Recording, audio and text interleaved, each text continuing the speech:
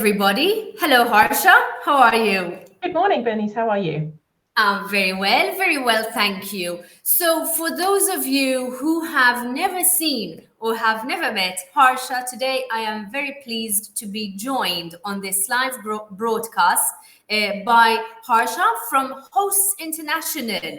So, Harsha, can you tell us a little bit about you, your experience in the industry, and obviously about Hosts International? What do you guys do?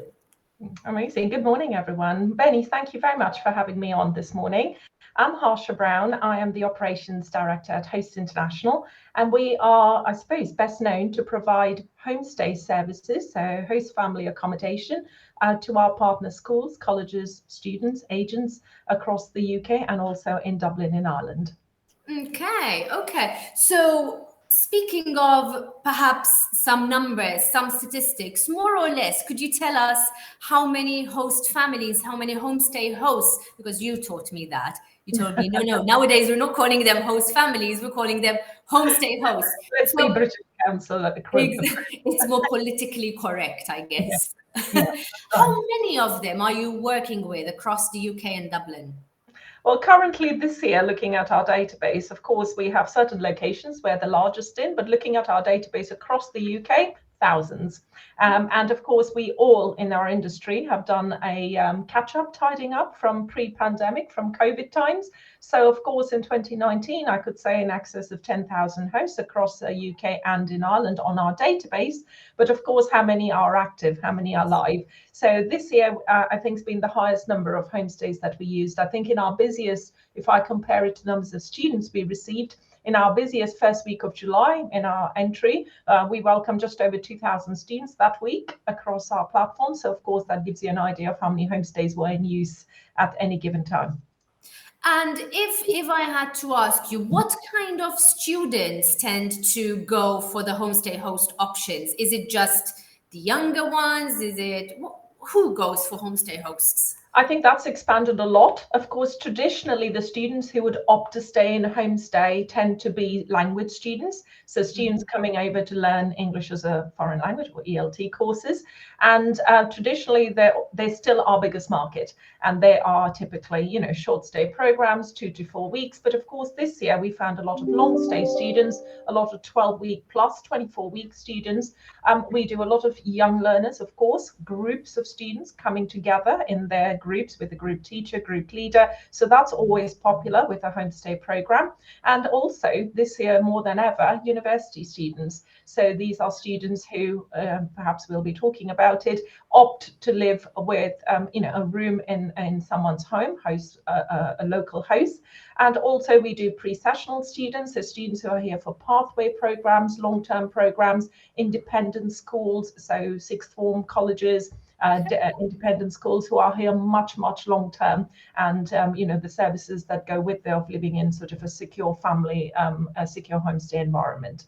So pretty diverse. I mean, Very pretty okay. And also home students, which I think that's become a new market for us, and I think that's changed as well, because of course when we didn't have a lot of international travel, a lot of home students, so students coming from different parts of the UK who need the same services moving into, say, a different city. So we have a lot of home students as well, a lot of British students or UK students. And why do students choose to stay with host families or with homestay hosts? What are the advantages? So let's say, obviously, as I was telling you before we came live, the majority of our listeners are schools and agents. And obviously, these are people who are advising the students who book with them on the kind of accommodation they should go for. So in your experience, why should they push for homestay accommodation?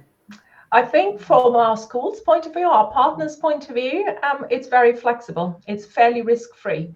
I think you don't have to take committed beds. You don't have to block book, anything like that. And I think in a lot of schools, previously, especially in COVID times, where you block book residential beds or you have to take 100, I think that's one of the benefits for a school that is flexible. I think our availability is pretty good. With the influx of students that we've seen this year and the demand for accommodation as a whole and a bit of an accommodation crisis across the industry, homestays have remained very, very popular. Of course, the main reasons most international students will choose a homestay is the interaction. They want to improve their English. They want to stay in a security and safety of someone's home. They know the hosts have been visited, vetted, follow certain safeguarding rules. We work to British Council guidelines. So I think there is a lot of secure element, especially for the young learner students. And of course, they can have, for the students' point of view, they have comfort of their home away from home. And a quite variety. This is why it's a homestay. It's quite a variety. It doesn't have to be a traditional family unit with, husband, wife, 2.5 family and a dog. It can be a variety. It can be for a professional. And we've got loads of these who are offering a room and fairly independent. You can cook your own meals. You can have your meals included. You have your laundry. You don't have extra bills to pay. You have everything provided. And I think, again, cost-wise, homestay is perhaps no longer and going forward not the cheapest but certainly the most affordable in certain big cities in terms of what you can get in terms of a room, like I said, and the security and having advice and support from somebody if you need to get to know the local environment, the travel, how do I get from point A to point B. So it's a combination of those reasons why homestay has never gone out of fashion. Exactly.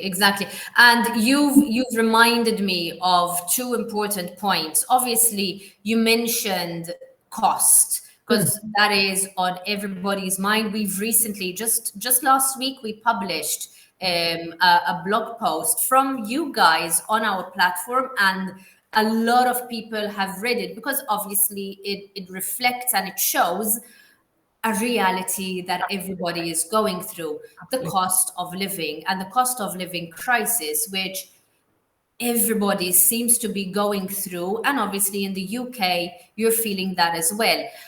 How can hosting, so let us now turn the spotlight a little bit onto potential host families. How can hosting help with the cost of living? Because perhaps some people might see it as an additional expense. You've got an extra person living underneath your roof, so that is an extra expense. But perhaps that is not the only way to look at it. Absolutely. And I think this is very important for anybody looking to, take international students in. Times are very hard for a lot of people and things have got harder and we're going into winter. So I think, there are lots of questions. Of course, we started off this year with, lots of different things in the UK. We had a crashed economy. We have inflation rates. We have highest rate of our bills, our utilities, our electric, gas, etc. Mortgages are high. So there are, everyday folk. We are all faced with business rates are very high, staff costs are high, and these are for our partner schools as well. But from a host point of view, I think looking at hosting is a very different experience, and we're trying to explain to hosts that we appreciate things are hard for them. But opening their homes up and renting a room to an international student can be looked at in a very beneficial way to them, i.e., they can look at this additional income to pay towards these costs of running a household. It doesn't take much to feed an extra mouth if you're feeding a family of 3 or 4, to bulk up their meals, to feed a student, to guide our hosts, to support them through this difficult period, to be there for them. A lot of our hosts, I was speaking to someone the other day who said, she uses it to pay for her childcare every week. So, hosting has different ways of looking at why people do it. So, hosts who are using it to do their weekly shop, to buy their food supplies for them and the family, and of course the student. Some of them who are saving it for holidays. Some of them who do it because they quite like having an international student from a certain part of the world to buddy up with their children, to learn a different language. They're learning English and maybe they're, speaking to the children about different languages, French, Spanish, German, whatever that might be. So our hosts really are looking at it, and we're trying to get it look from a beneficial point of view. It's an additional income. It's a tax-free income. You can earn a certain amount, and you can enhance your income. Of course, the traditional reasons why people would host is not for the income. They quite like having international I was students. going to say that, in There is fact. a lot more to it, right? You Yeah. have to, look after them, feed them, do their laundry or whatever, so there's a lot more. And, hosts don't have it easy. It's not as easy as renting a room to somebody. So we are here to support our hosts in terms of understanding the benefits, understanding the cost factor, how they divide up the income that they earn from hosting for things like, paying their bills, assisting towards, Exactly. different purposes. And also, like now, a lot of our hosts are putting money away for Christmas. Of course, because that is now just around the corner. And that brings me to the second point, because obviously there is the practical side of hosting students, which is the extra financial aid, so to speak, that they are getting.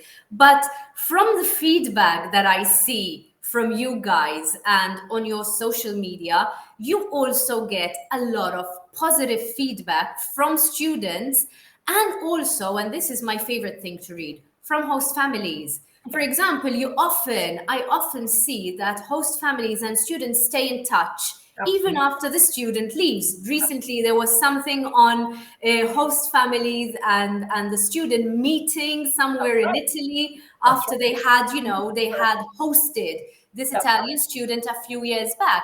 Yeah, So there are these relationships which are built, which absolutely. go beyond, so to speak, the financial aspect. Absolutely. Of course it is. And that's the whole, reason why hosting a student is about those lifelong friendships, is about building, those cross-cultural sort of relationships that you build. As you said, one of our hosts, Karen, who's, hosted a student who meets them every year, is invited back to her family. And it's so important that we nurture and nourish positive feedback in a world where everyone is easy to sort of pass on negative feedback. We also say with our schools and our partners and our hosts, please share positive things as well, because there are such beautiful stories that come out of hosting, also from our students who leave notes, as I've shared previously. I'll miss you, you're like my second mom, I love the food. Yes, yes, yes. You'll do anything for me. And I think those things are invaluable. As you say, they go beyond the money.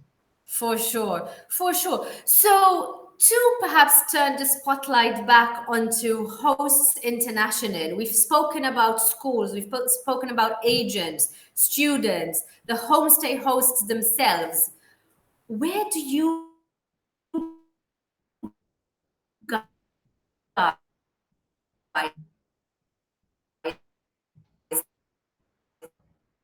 because I know, again, a lot of the comments and the feedback I read is on how does your perhaps where does the role of Host International come in? Sure. I mean, we are a homestay provider. I hate the word agency. We're a homestay provider. We provide homestays, host families for our partner schools. That's our majority basic bottom line, what we do. And, as I mentioned, we have, members of staff, all our teams, all day long, all we do is work with homestays. We work with our hosts. We, liaise with them, speak with them, recruit new hosts, and we place students for various institutions with host families, and that's what we do. And in doing so, of course, we work with agents, we work with students who apply directly, but primarily over 90% of our work is through our partner schools, who are, say, British Council language schools primarily, but also a variety of others, who then send us their students to accommodate them with homestays. Because as I mentioned to you, I think, working with hosts is a full-time job. You Yes. have to be there, you have to support them, of course, you have to pay them, but also recruiting them, maintaining them, following the sort of criteria of what's required is what we do day in, day out. So that's in effect what we do for our schools to make their life easier. They can focus on teaching, on the academic, on running their schools, on working, providing good service to their agents as well as their students, and we arrange the homestay accommodation for them. And how do you match the students, Harsha, with the host families? What are the criteria that you take into consideration?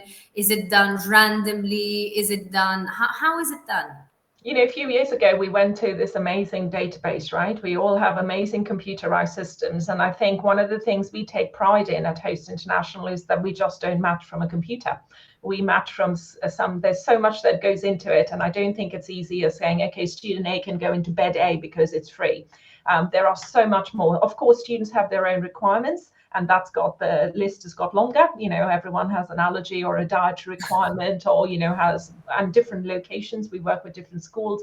Of course, travel and the time to get to A to B is very important. People don't realize maybe how big some cities are, how the travel works. So there's all those things that we consider behind the scenes. There's a lot of conversation around cultural sensitivities that we need to also bear in mind, a student from certain part of the world. And our hosts have their requirements. Some hosts may prefer to take mature ones, some may only take younger ones, some would like certain nationalities because it works better for their household. So there are combinations of things we have to consider. And students, like I said, if they are vegetarian, vegan, gluten-free, we have to match it with hosts who are able to provide this. So other than what's on the paperwork from both sides on what's required, there is again a lot of thought that goes in. Is this host area suitable for a young 16-year-old from this part of the world? Do we think about that? Of course we do. Do we consider that students again have a religious background, then where would they work? So there's a lot more that goes into just saying, okay, who's available? And of course, with a lot of our partner schools over the numbers of years, most of our partnerships, and we're very proud and humbled to say most of our partnerships are for years. We've worked with some of our schools for 20 years. And it's so important that we build a list of hosts that they get to know as their own. And I think there's a lot of conversation around, oh, how do we know? These hosts, they host your student again and again and again. And that makes life easier for us as well. So we work towards a gold list, I call it, and that's always the case. So we work with a certain school and they'll have their own list of hosts. We know your students are happy there. Every school has a different type of student depending on their pricing structure, their nationalities, where they tend to take students from. So there goes a lot of work in behind the scenes as to how we profile and match, because of course that first experience is so crucial. Most students arrive on the weekend and by Monday morning they're either happy, they've had a good welcome, they've had a good first experience, or it's been raining and miserable and the host wasn't at home and it wasn't what they expected and it's too far and it's this and that. So a lot of work goes in so that Monday morning for our partner schools, they have happy students, hopefully, and positive feedback. Yeah. Okay. So I think we've managed to cover a lot of different topics and a lot of different angles, but it just goes to show, how crucial your role is in a student's stay. I mean, you are the ones who are giving the students, like you said, to use your expression, a home away from home. So, and it shows even by the way you speak about this, just how passionate you guys are about what you do. It really transpires. Harsha, from your end, before we bring this to a close, is there anything else that you would like to add? Perhaps any aspects that we've missed in today's conversation that you would like to share with the people watching us? Thank you very much. No, I think it's been great. We have covered a lot of ground, haven't we? We have. I think overall in our industry, it's been an amazing year, right? It's been our highest numbers of students who've traveled this year, and it's been a huge year for international students. I think that's set to continue. So it's been a great year, and I think we should rejoice in that. And it's a long time coming. So we take it, and we look forward to a very successful next year, and look forward to speaking to more of our partner schools and agents going forward. And thank you very much for this. You are more than welcome. I look forward to having you again on our live broadcast in the future, because I think this has been extremely interesting for everybody watching us. From our end, to all our viewers and followers, I will be adding links and tags to the Host International pages on the different social media platforms where we will be sharing this video. You will also be able, if you've missed the live version of the broadcast, you'll be able to watch the video again, because I will be adding it to our own YouTube channel. So you can go there and listen to it and watch us whenever you like. And like I said, from my side, I'll be adding tags and contact information of Host International on all the different platforms. So if you have any questions, if you would like to get in touch with Harsha and her team, feel free to do that. If those of you who would like to get in touch with me and I can put you in touch with the Host International team, that is also possible. So any way you wish to speak to Host International, let us know and we will facilitate the communication. Other than that, I wish everybody a lovely rest of the day. Harsha, thanks once again for being with us. Thank you. It's been amazing. Have a lovely day And ahead. I hope to see you guys soon. Take Take care, care. everybody. Bye.